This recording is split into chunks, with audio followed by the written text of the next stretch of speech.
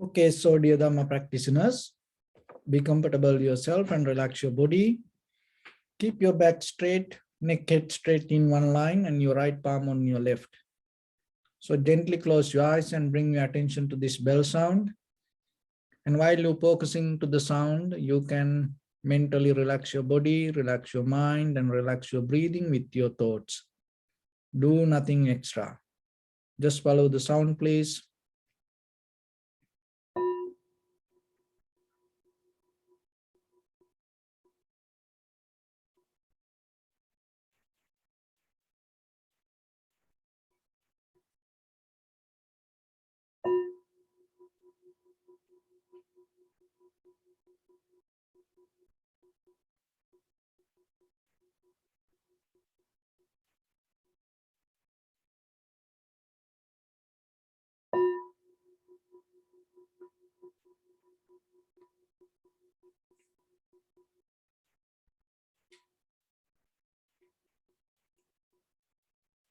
Namo tassa bhagavato arahato samma sambuddhassa. Namo tassa bhagavato arahato samma sambuddhassa. Namo tassa bhagavato arahato samma sambuddhassa.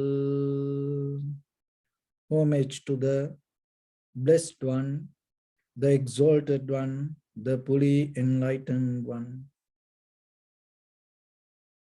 So dear Dhamma practitioners, before we get into our practice session, we'll take few minutes to clarify, understand ourselves, how this meditation can help for us to cultivate our mind. So you should remember the very purpose of this whole practice to cultivate our mind, develop our mind, purify our mind. From what? From greed, hatred, and the delusion. So how you can purify it? You cannot purify your mind from greed, hatred, or the delusion by depending on past or the future. So then the very place is the present moment. So in the beginning, then you have to be a skillful person to come to the present moment. Because once you come to the present moment, your perception going to bring the clear informations. That is what you need in the very basic level. Because in day-to-day life as ordinary people, most of information we get and most of the things we do out of our past experience. Or maybe regard thinking about the future. In that very moment, what happens, you disconnect from the present moment. If you disconnect from the present moment, on the top of that disconnection, whatever you gain, it's not going to become perfect or accurate. So once you come to the present moment, then you can see the past and you can see the future. Seeing the past and the future is two different ways. It is not about thinking. Thinking is a conscious effort, but seeing is not a conscious effort. As a human being, the very nature of the consciousness is seeing. So then you allow your inner nature to happen itself. Then another way it called like a horse ability, the animal. Why it called horse ability?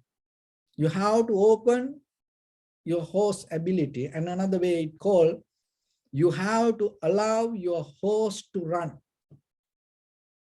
So this is the reason. that whoever have horses, they know this horse has a very beautiful skill, ability to tune to the senses, feelings. And any horse rider knows there is one technique they learn mostly when they ride horses. This is the thing. So when in case, not like nowadays, you have GPS or like that, in the old time, in case if you get lost in the middle of the jungle, don't try to guide your horse. Allow your horse to guide you. It will take you to very nearest village, or it will find the people. See? That's the horse can do that. But as human beings, why we cannot tune to that?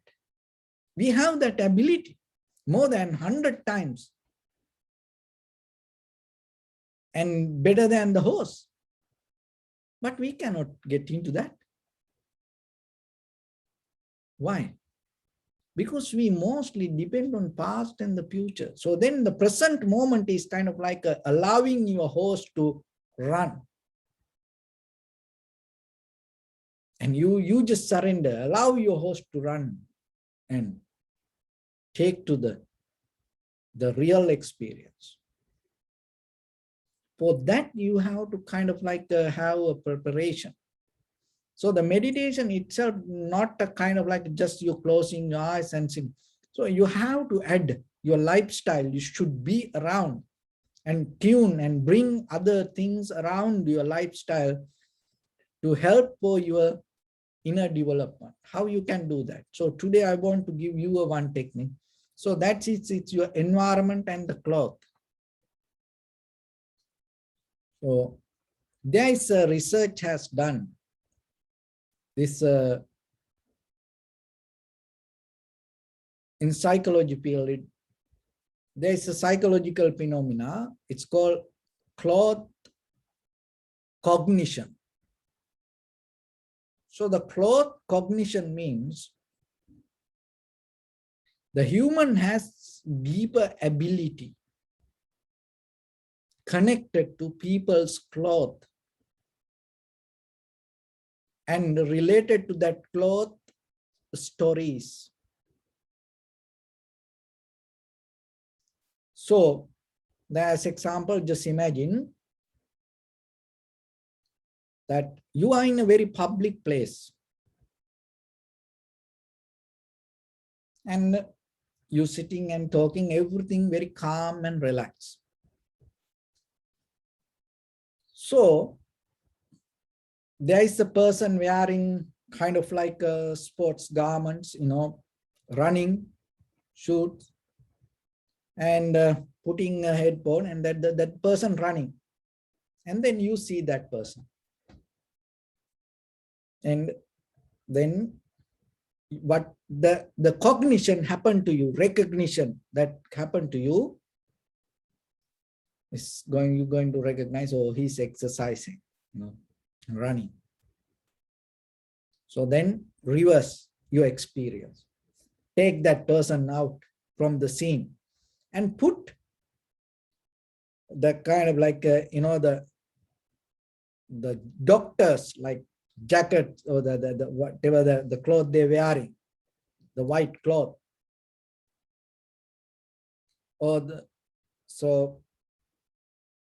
And then put that person to the same place. And now you go back to the same scene and you talk with another person. And this doctor and the same person, to the same speed, to the same direction, keep running, and you see. So then what happened to your cognition? In the first level, that you recognize that person, is a kind of like doing exercise, the same action. But now you recognize it's something else. And then take the same person and then put military equipment, garment, military garment, uniform, and with the gun, the same speed if the military person run. Or how about the policeman? If the policeman run at the same speed to the same direction, maybe the same person, but the uniform is different. And maybe a monk wearing a robe and running, maybe monks don't run mostly, but walk in that to the same direction. So when you see that, what happened to you? See that how your cognition change according to the cloth. And the experiment done is this. It done with the children, and they divide children to two parts. And they gave with the keys to unlock very difficult, tired door and enter to a place. It's a very difficult place to enter. So in the very first group, and they just the ordinary children and wearing the ordinary clothes. And they went and they got tired very easily and they get out of it. And then what they did, they put garment like the Spider-Man's, Superman. So like that, the jackets to these children, different children. And told, okay, you go and open that door. So what happened, these children went there and they didn't give up that task. And most of the children, whoever had that kind of cloth wearing, and they able to go through that all the difficulties. So that is very important for you in day-to-day life. Because that whatever the environment and the cloth that we wearing and change our mindset. So then in day-to-day life, you have to remember. And whatever the lifestyle you want to develop, and you have to have the cloth related to that. So in day-to-day life, in ordinary life, so keep the very clean cloth with you. And the clean, once you become clean with the cloth, it make you healthy and it make you more comfortable. You don't need new clothes, you need clean clothes. And that change your cognition deeply. If you're wearing very dirty cloth, it affect for your cognition. Another thing is, and when you having the dinner, when you have the gathering with the family, and have the clean, comfortable cloth yourself. So like that, according to situation, be careful and be mindful that your cloth change, that deeply it change you. And so for meditation, keep certain kind of cloth. And when you practice meditation, when you sit for meditation, and every day start to wear that cloth. Don't sit it whatever that you're wearing, because in the very beginning, the practice level, for the foundation, it is very, very good for you. It will help you. And because once when you put the cloth on you, what happens? Naturally, your inner, the whole nerve system start to change. And that's why even with the robe also, we experience that.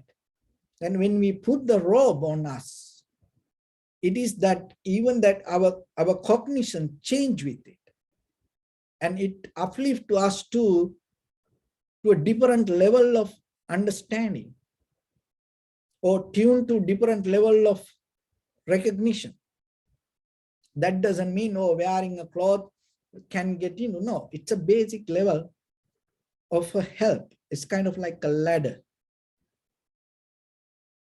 So then for meditation, in day-to-day life, remember to keep a certain kind of cloth. And even whatever your ordinary life, be careful in what you wear. It affects not only for the outside, it affects for your inner cognition. And that cognition, that preparation, give a kind of like the boost jump to your awareness. And they have done it in different ways. Like, you know, in another article I saw about the suicides. And when they put the jacket, it is not the first time they put it. They train it with the jacket and they make it more familiar to go with and becoming calm with the jacket. In case, you know, that for just an ordinary person, if they put just the suicide jacket in the very first level, you know, he cannot get in, he cannot focus. Mentally, he get broke up. So see that even the terrorists use these things. That's why if they know that, why we cannot apply it to our spiritual development? So then yourself, and as you know, the children from their childhood, sometimes when they want to become a doctor, teacher, farmer, you know, that then sometimes they wearing that kind of clothes and they play with it. So it helped them to deeply transform inside. And then remember that, then apply that to your spiritual life. Apply it to your inner development. So in life, that you can have, you're going to end up with three things. And in day-to-day life, in ordinary way, you may winning situations, you may lose in situations, or you may learn from situations. In very conventional life, as ordinary human beings, those are the things we're going to get. Winning, losing, learning. But deeply in the spiritual life, we're not tuned to that. We're not going to win. We not have any kind of losing. We're not going to learn. So then, when it comes to your sitting, you have to come to a point just to experience.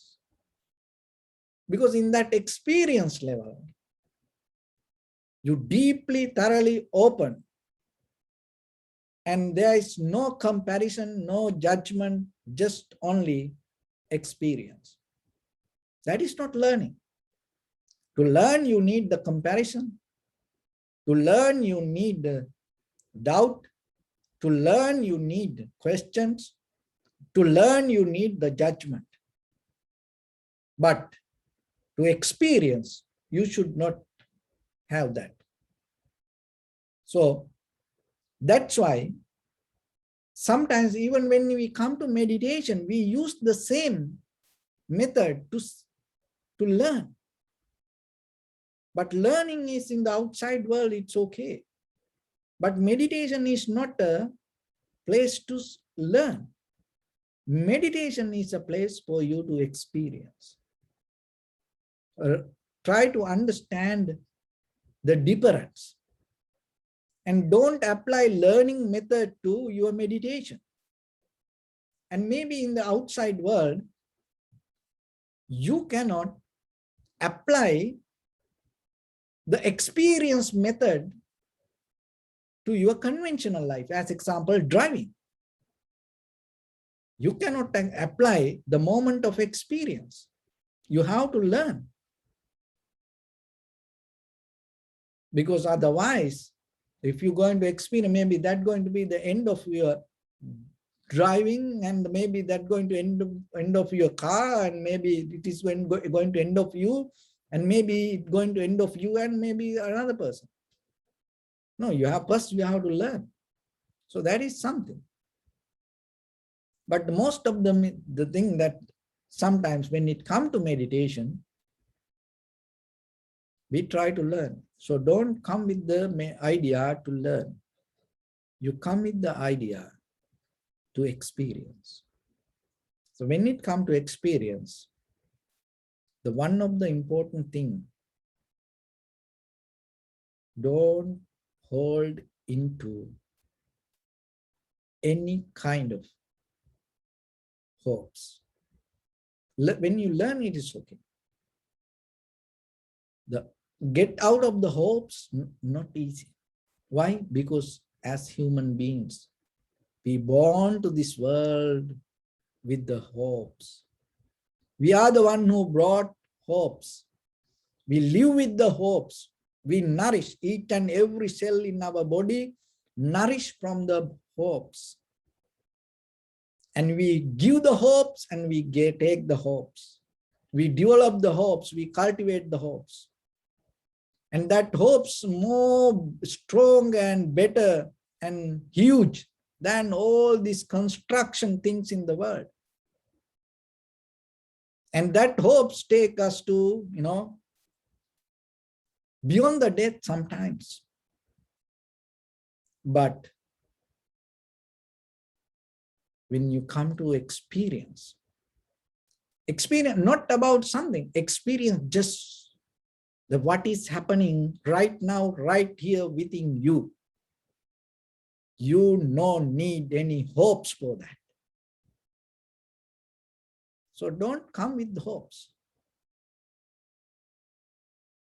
Just let it happen and just experience it. So in the beginning, maybe sometimes it takes time to digest to yourself. What is that?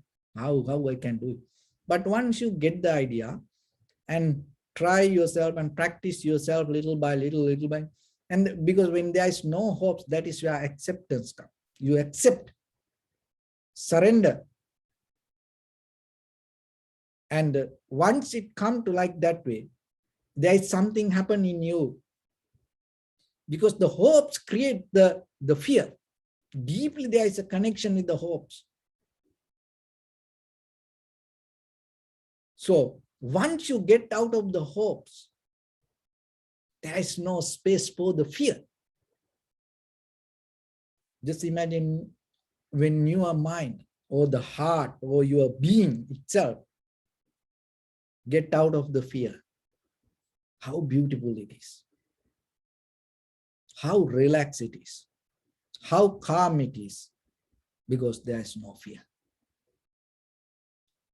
To winning, to losing, to learn.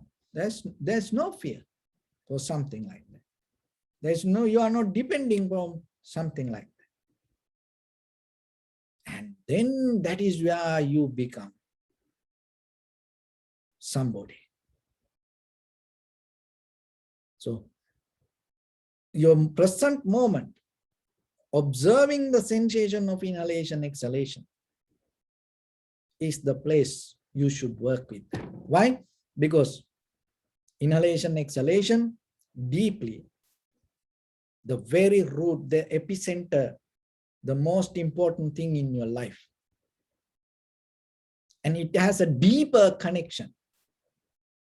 Fundamentally, in the bottom line of your each and every cell has a deeper silence, strong connection with each and every inhalation and exhalation. It's never going to any place disconnect or missing, nothing. From birth to now, And even from here to your death, it's never going to disconnect for a moment. Just imagine your entire body, trillion cells have a deeper connection, and each and all this, every organs in you, every cell, every vein, each and every blood, in you, each and every moment, each and every action, each and every recognition in you, trillions wiring, firing, this the brain cells, neurons in you, that everything come together because of the inhalation, exhalation.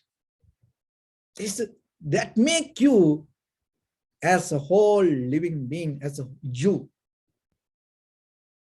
So then you no need to hope to be with it, because that is what you are. It will make your life real. You don't need any hopes to experience that. So that's why observing the inhalation, exhalation is make a very comfortable place for you to sit. Another thing is your body, mind, breathing has a deeper connection, and your brain, your heart, maybe, as ordinary people, we learn languages and we talk languages and different language, but your heart and your brain and each and every cell in your body can understand only one language. That is your inhalation, exhalation. And other thing is, when it comes to brain development, as you know, nowadays, there are many pharmaceutical products come about the subject related to this brain development.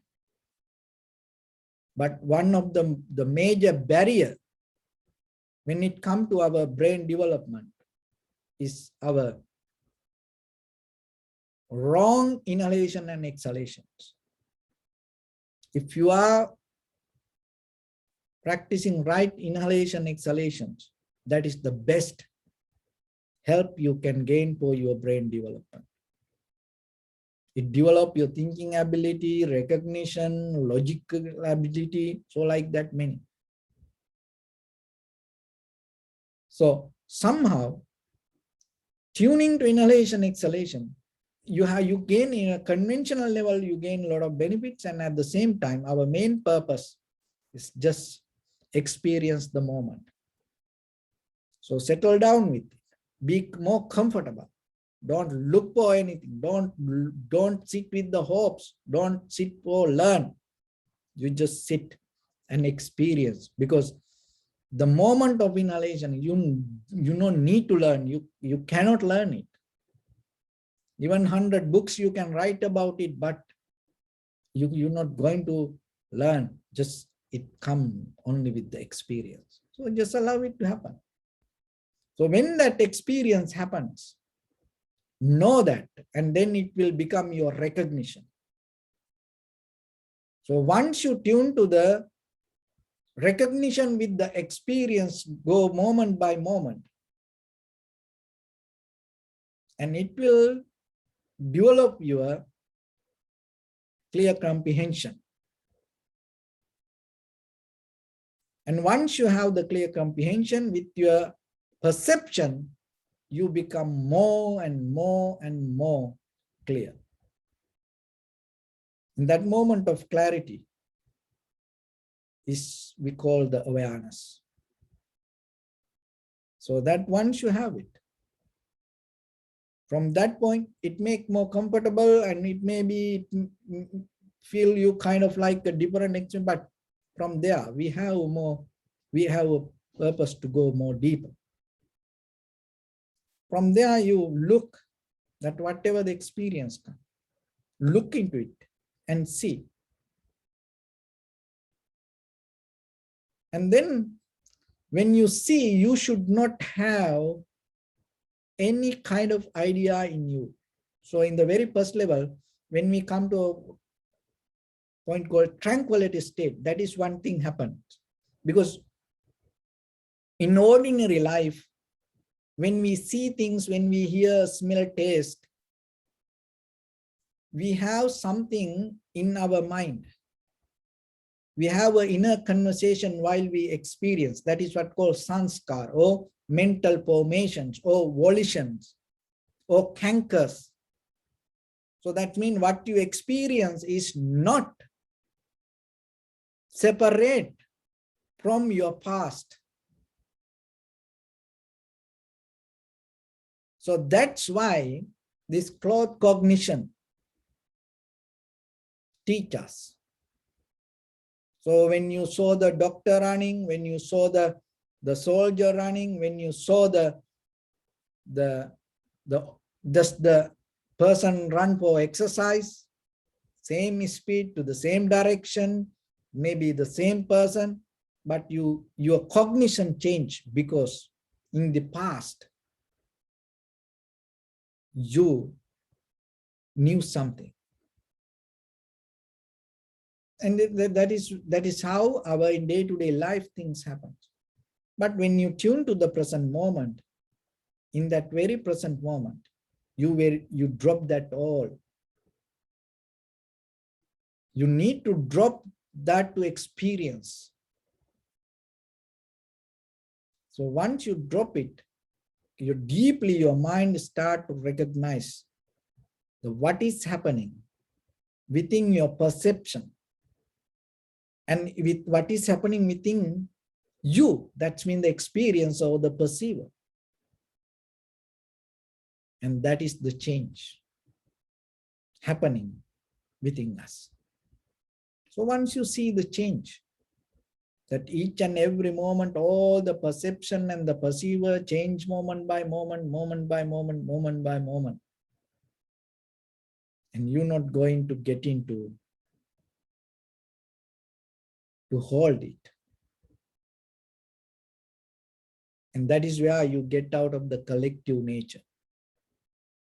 Because as ordinary people, head to toes, each and every cell, we have collective nature. We are kind of like a string, like a spider. When a situation comes, happy or sad or worry or painful, we shrink. And maybe you have seen sometimes when you're afraid, when you get angry, mad, your fingers become like this. When you feel cold, and when you even feel happy, your fingers get like this. So your fingers are the very edge point of your whole nerve system. And it's deeper, that inner reaction happened, but you can see through the fingers. And when you deeply experience the change, it releases. It release means not only just the thought, the entire your body start to open, release. That is where your energy level start to go higher. And each and every cell start to function to its highest level. And then what happened in the biochemical current? Just imagine, it's kind of like a trillions batteries, work separately, but now tuned to the same frequency, head to toes. How powerful it is. That is the energy you gain out of tranquility state. And it is not only the energy, it comes with the clarity. And that clarity will bring the recognition to the depth. And when you go to the depth and recognize, this everything change. And things happen according to necessary course and conditions in that environment, in that very moment. Your transformation happens. Why? Because so far in this samsaric journey, eons by eons, we went through, we hold, and we develop our self-centered mental view, believing, thinking, I am the one who do, and things happen because of me. And as a result of that, we start to separate others and thinking things happen because of me, and that's why we claim, oh, things happen because of you. But once you get out of this collective nature, you get out of the self-centered mind, and then you recognize things happen according to necessary cause and conditions, even within me, even within others. Then you get out of that boundary also. And that is where you come to the point to be a universal experience. So with that, we get into practice a little bit. So your right palm on your left, neck head straight in one line, and be comfortable with your posture. So bring your attention to your body and scan head to toes yourself and say Sopat Peva, or may I be well and happy 3 times.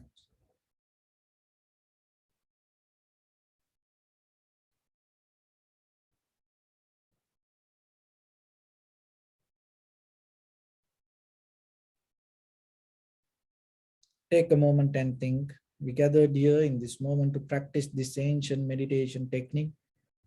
All the Buddhas, all the enlightened masters followed this path and achieved wisdom. So we also gathered here to accumulate that knowledge. In this moment with this sitting, may my body become more comfortable, may my breath be more smooth, may no difficulties come to me, may all the success come to me. Also think for a moment, this is the last moment we're spending in this very lifetime, and detach your mind from all your past memories and as well as any kind of future thoughts. Just try to remain in the present moment, observing the sensation of your inhalations and exhalations. So in the beginning, deeply and gently, breathe out 3 times, please, and find the sensation.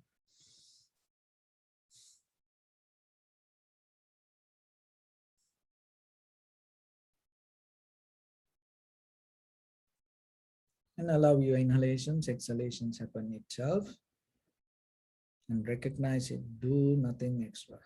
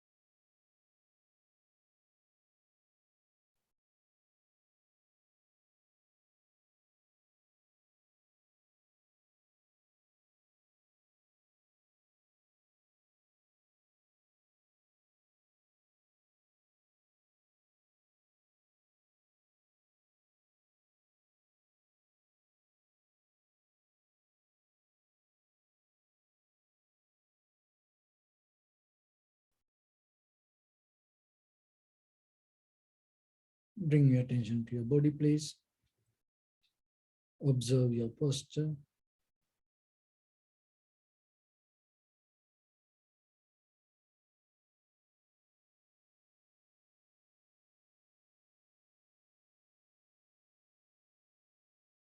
We cultivate loving kindness and compassion in our heart and radiate it as a light through entire your compound, village, city, state, country, world, around this universe. Also, as far as you can, through galaxies, other planets, stars. Reminding yourself like this with clear intention, mentally repeat after me.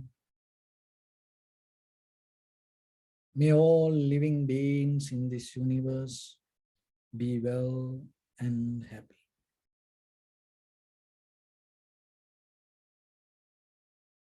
May everyone be happy and safe, and may their hearts be filled with joy.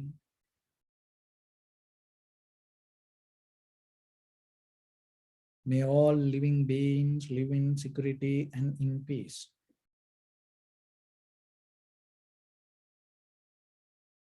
Beings who are frail or strong, tall or short, big or small, visible or not visible, near or far away, already born or yet to be born. May all of them dwell in perfect tranquility.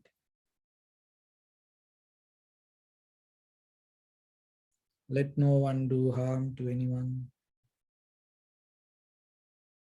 Let no one put the life of anyone in danger.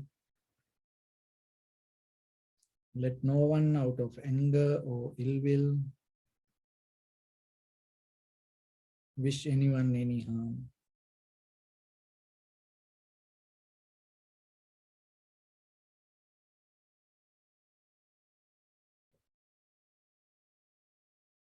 Expand the loving kindness and compassion beginning from your heart.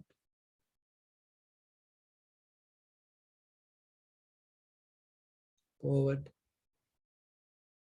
visualize yourself and send it as a light.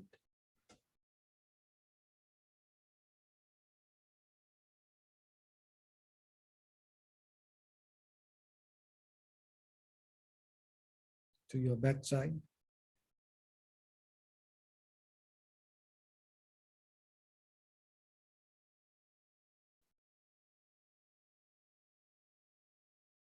To your left side.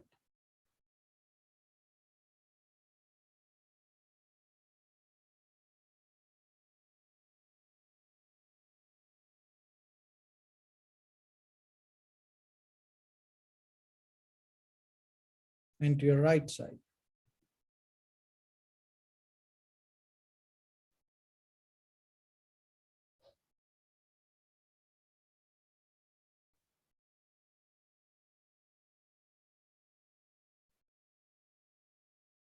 Downward.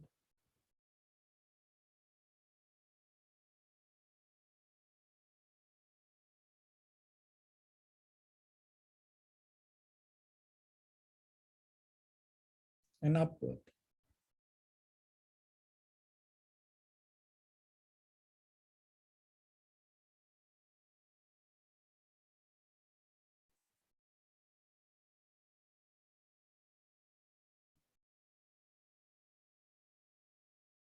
To all six directions at once.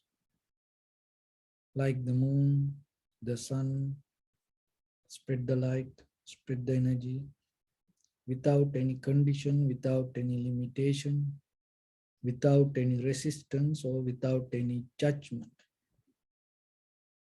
Let your heart to shine with the loving kindness and compassion from the bottom of it with the maximum effort to the highest. Wishing yourself May all living beings in this universe be well and happy.